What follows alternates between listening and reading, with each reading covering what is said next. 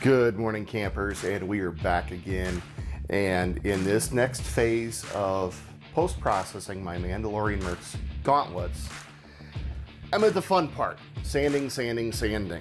I went through yesterday when I had time and I tossed on just a really good layer of the green putty everywhere. And I know that today is going to get messy. So PPE for the day is eye pro, ear pro, and dust protection. I have an N95, so I'll be doing all that. And so it's not going to be a lot of excitement, but we're hoping to go from, I'll show you what we're looking at here, you know, a little bit of wonderful cake batter that we have on this from the green putty.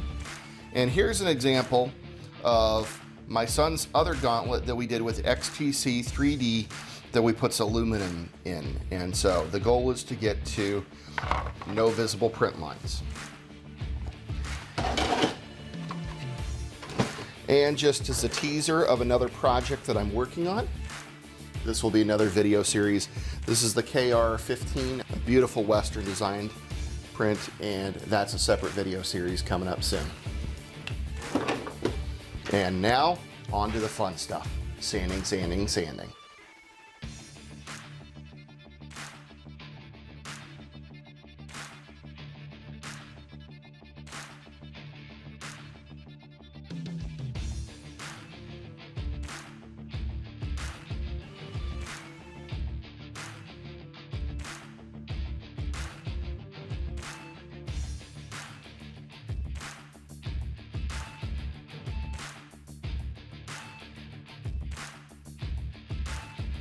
And I'm back, and I can only imagine what my face looks like after having the mask on and all that stuff. And as you can see, this is not clean work.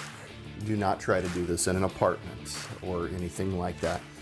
I've got a shop or a garage, so I can sacrifice it on the altar of the green putty. So this is just about 30 minutes of total work.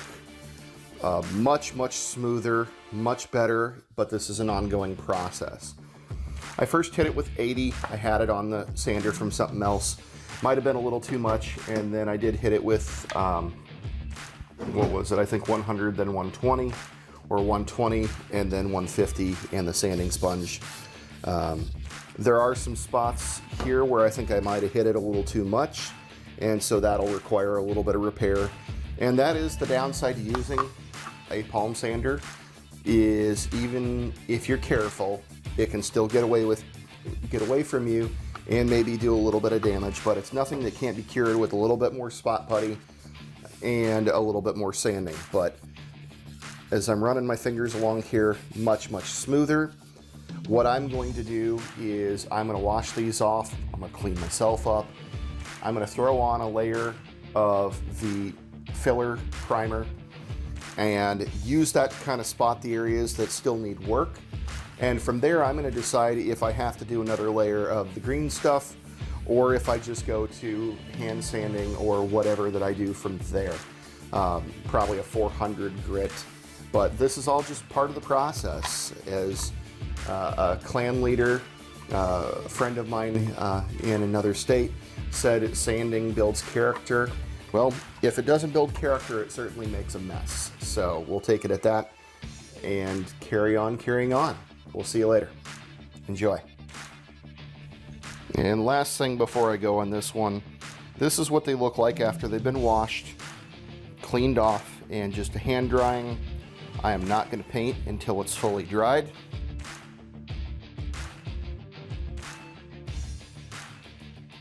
But this is why I like going from sanding to throwing on a layer of the primer. It's going to cover up the color shifts and the color changes and really start to show what still needs work on. I have not done a perfect job. What I'm trying to do is just get a little bit done each day. And this is something that I find that when I'm working on a Mandalorian costume, or really any costume, 501st, Rebel Legion, whatever, the trick is finding a way to fit in the build during your work and your life. There's nothing worse than doing a mad crazy scramble right before a con or an event although we're all guilty of it and we all know it. However, the main thing is try to fit it in when you can, where you can, with what bits you can, and as long as you're making forward progress, you will eventually get done. So I hope this helps.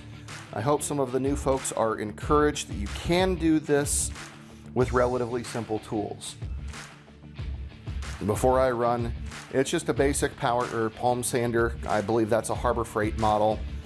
I'm using sanding sponges and sandpaper. Nothing overly expensive, so you can do this. So enjoy.